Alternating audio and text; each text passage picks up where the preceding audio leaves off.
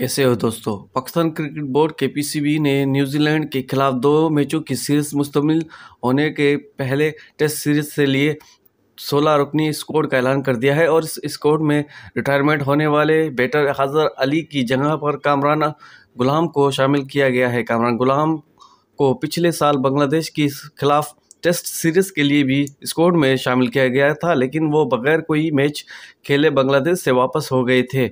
उन्होंने बांग्लादेश जाने से कबल उन्होंने कायद आजम ट्रॉफी के 2020 और 2021 में शुमालियत की थी।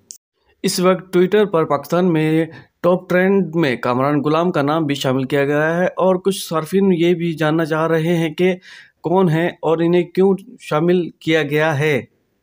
कामरान गुलाम का ताल्लुक खैबर पख्तूनख्वा के इलाके अपर देर से है और वो इस वक्त कबिल पाकिस्तान के अंडर 19 एबटाबाद फेवलेंस और खैबर पख्तूनख्वा के लिए खेलते रहे हैं। पाकिस्तान सुपर लीग पीसीएल में कामरान गुलाम इस्लामाबाद यूनाइटेड और लाहौर कलंदर के स्क्वाड का भी हिस्सा रहे हैं। इस पीसीएल के अगले सीजन में भी कामरान गुलाम दफाई चैंपियन लाहौर कलंदर के लिए ही खेलेंगे।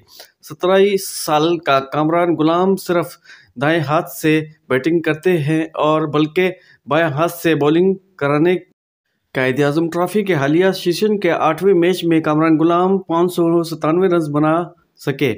अपने फर्स्ट करियर के में कामरान गुलाम ने अभी तक 44 मैच खेले हैं और 10 मैच सेंचुरियां और 18 न सिर्फ सेंचुरियों की मदद से 47.36 की औसत से 3278 रन बनाए हैं।